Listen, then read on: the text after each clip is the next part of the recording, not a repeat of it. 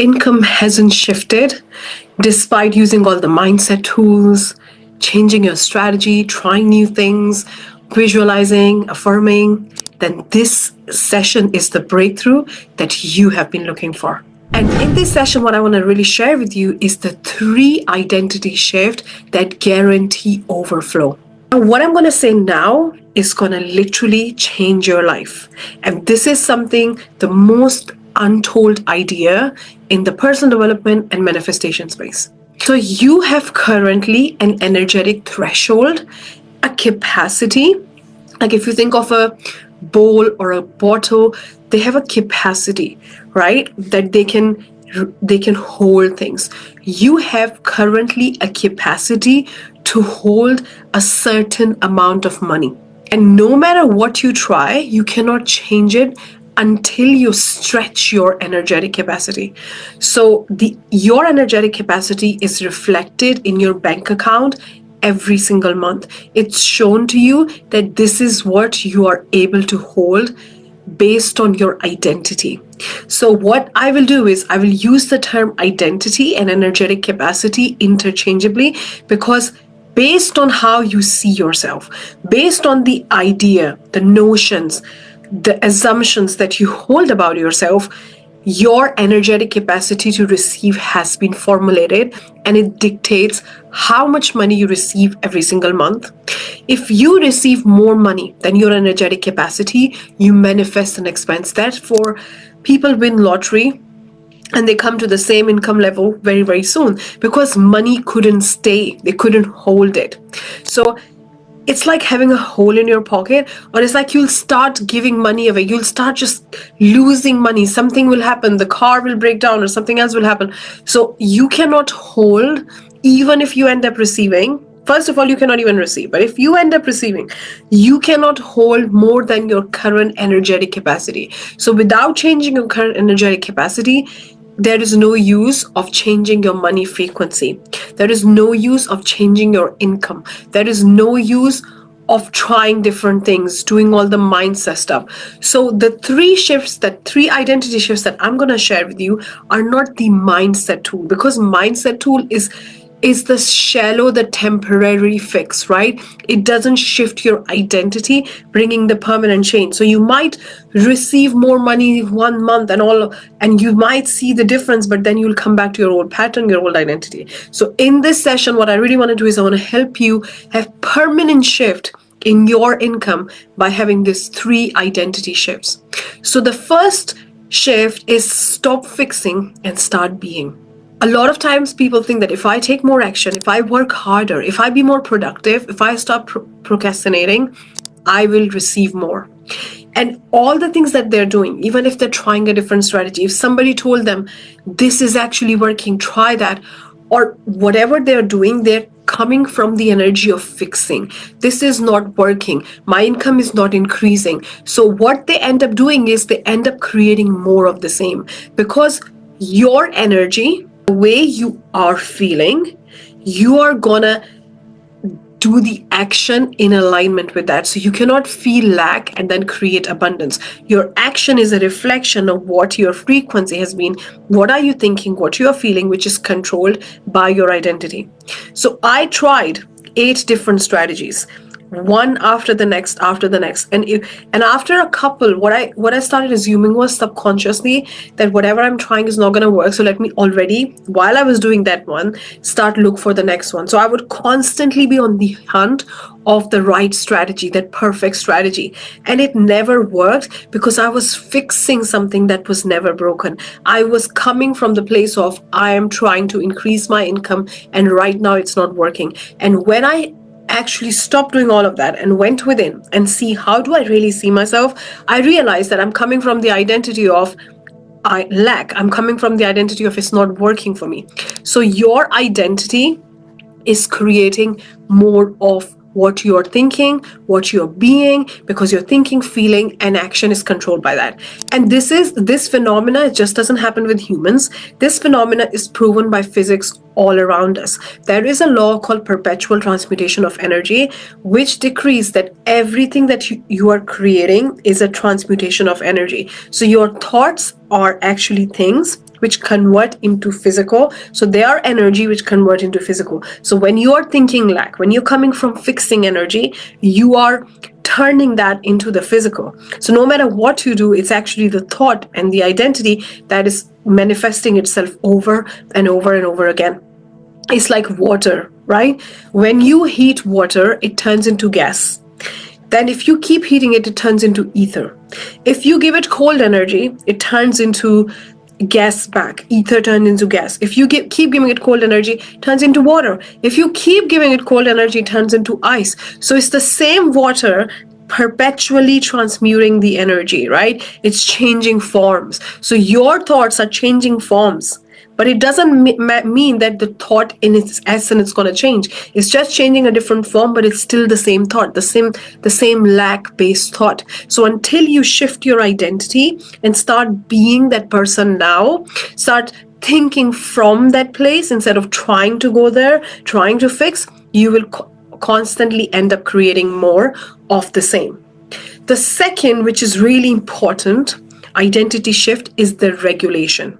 So a lot of times we are told that you want to feel abundant, you want to think abundant, you want to start seeing yourself with a lot of money, you want to affirm more amount of money, right? But actually, everything exists in pairs: left, right, up, down, good, bad, north, south. Everything exists in this planet in opposites, in pairs. If there is something small, there's something big. If there is big, there is small. Everything is hot, cold. Everything has an equal opposite, right? So there's a problem, there's a solution. But when it comes to the amount of money, you want to receive more money, but you're not able to handle the contrast. So the contrast is that you are able to sometimes circulate more money. You're able to lose more money. So let's say when the client payment declines, do you feel that pain or that feeling of discomfort in your body? Do you have that pit in your stomach and you are not able to handle that? Because if you are asking for abundance, you have to be able to stay regulated in your nervous system when the contrast happen. So if we take one of the examples, and I'm not taking this example from the place of that this is the perfect example in all entirety. What I'm saying is this is a very good example in terms of the nervous system regulation. Donald Trump, and I'm not covering any of other parts of his life or what he's like, that I'm just taking one aspect. He held the highest amount of debt that anybody can hold. He has got world record for holding the highest amount of debt, which is 900 million. So he was in 900 million negative at one point in life, right? And then he bounced back to billions, right? But if you look at his nervous system being okay with holding that level of debt and not losing it. Like imagine for 1 second, if you have to have 1 million debt, 2 million. I remember watching one of his videos where he was saying that I was walking with my wife and I said to her that, can you see this beggar on the street? He is 900 million more. He has got 900 million more net worth than me. And his wife said to him that, how is it possible? He has nothing. And he said, exactly, even if he has nothing, I am negative 900 million. So being okay with the contrast. How do you feel in your body when the payment declines? How do you feel in your body when the client says, I want to work with you, and they don't? How do you feel in your body when the order doesn't come through? How do you feel in your body when somebody says, okay, I'll get back to you? What is the first that does it deregulate you and you feel like, I know it's not going to happen. Let me go and chase them.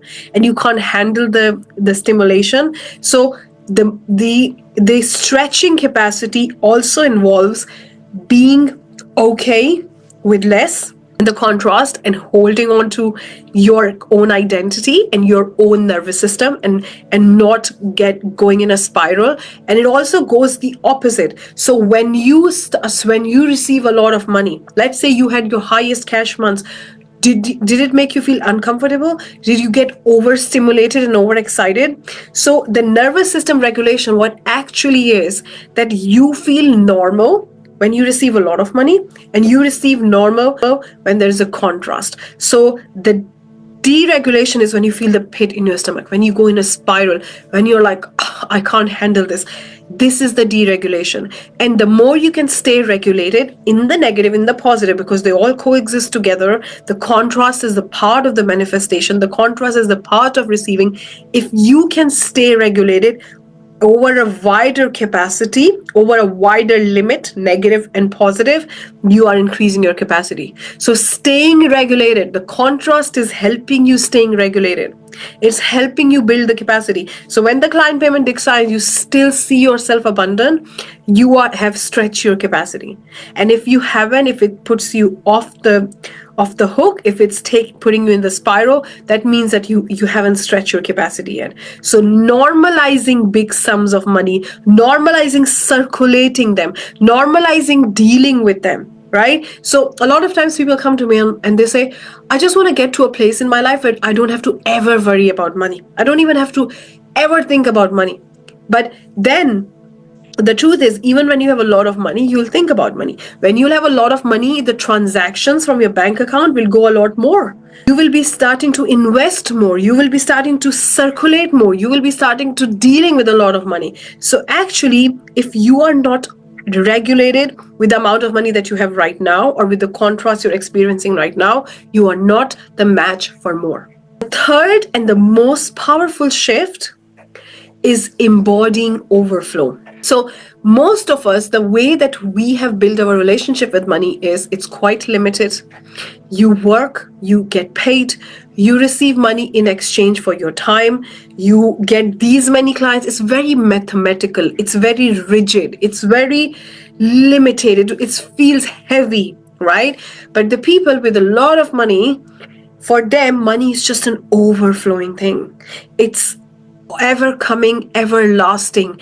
So it's about embodying overflow is a really beautiful idea, where you start to romanticize the feeling of having money, where it doesn't feel horrible, where it doesn't feel that, oh my God, I can't trust money, where you don't have the resentment with money, where we don't feel constrained, or this tightness in your heart or in your throat, where you have this feeling of lightheartedness and fun. It's fun to spend money, it's fun to receive money, it's pleasure. When you start to really lighten the whole feeling. And if you feel very tight when you check your bank account, when you're spending money, when you're receiving money, especially when you're spending money, you're checking your bank account, I would highly recommend to write a love letter to money. And the way you write it is a very specific way. Just because it's called love letter doesn't mean it's all positive. You write as if you're going on a rant with money. You're sharing with money all the things that you ever feel about money. You're really opening your heart with money and how you actually feel and what you think money is. And in remembering as far as in your childhood, when you wanted to go somewhere and the money wasn't there, your parents promised you something and it never happened, or you were embarrassed because of money, you write all of that and you uncover that these are the things, these are the experiences with money which were created even before you had any relationship with money. So even when you were in your mother's womb, you could feel that without even knowing money. So we had a terrible relationship with money without even actually getting to know it in the first place. So it's not a very fair relationship. So you start to assess and say, oh, this is coming up for me, this is what I'm actually thinking about money, that's why I have this threshold, identity threshold with money, that's why I feel this way. And as you start to release it, you become aware of it, you release it, you question it, you're like, this doesn't make sense, it was my past, I reject it now, it doesn't belong to me anymore, I'm letting it go. When you do that, you start to really focus on the idea that money is the most powerful tool. So last time when you went out and you got petrol, the money came in to help you. Last time when you went out with your friends or with your family and you had a nice meal, money helped you. So it's a tool, it supports you, it really helps you to live the life that you really want to live. And there's a really powerful tool that you can do to start taking your steps towards inviting pleasure when it comes to money in your life, and that is practicing having. So every time you spend money, you feel really abundant. You feel, I have money. Instead of thinking, oh my God, money's running out, I don't know what I'm gonna do. You start to feel having money. I have money. I have money right now, right? And I'm spending that money. It feels good. And as you start to really tap into the having, and you can even make your having journal. So at the end of the day, you can write where you spend your money and how it made you feel. So instead of, when you're spending that money, instead of feeling lack and the fact that money is running out, pause for a second and say, I have money. Because the truth is, and this is absolute true, that you have money. But we are so programmed to feel lack that we even feel lack when we have money. We feel lack when we actually have the money and we are spending it. We still feel the feeling of not having. So we are using our imagination to create the opposite. In fact, not even considering what's in the 3D, what's in the physical reality. So we are going against the truth, right? So we focus on, you have money. You have money right now. And then you start to really feel pleasure. And you realize that your days start getting better. When you buy something, you can actually enjoy that coffee, feeling really present with it, instead of thinking, oh, I shouldn't have spent that. Why the coffee prices are going up, right? Instead of doing all of that, you start to really change and turn the idea of spending money and connect it with pleasure. Romanticize it. So when you receive money, you romanticize the idea. It's so beautiful. You feel abundant. You feel the feeling of love that, look, I am supported. I am taken care of. So the way I see it is that going from this paradigm that it's rigid, it's very mechanical, it's very 2 + 2 = 4. It can't be 4.5. It's like this, right? You start to really loosen up and you fall in love with the idea of having money. You fall in love with receiving more. You start to say, what if I receive unexpected money? What if money comes to me all the time? How would it feel? So you really tap into the idea of romanticizing money throughout the day. You caress money with beautiful affection and love. If it was a person, how would you talk to money? If it was a romantic relationship, how would you talk to money? You start to really build on that, and you start to get that regulation that we talked about. You'll be more regulated. You will experience pleasure and joy when it comes to money. You will start to have better experiences in money, and more money will show up because now you are embodying overflow. So this is really, really powerful. Embodying overflow. Okay. So the first identity shift that I talked about is stop fixing and start being. The second one is the second one is regulating your nervous system and increasing your capacity. And the third one is embodying overflow. Let me know in the comments what resonated with you the most. And as you start to really embody that shift, see how money responds to you really differently. Because every single minute of the day, it's responding to who you're being, your identity.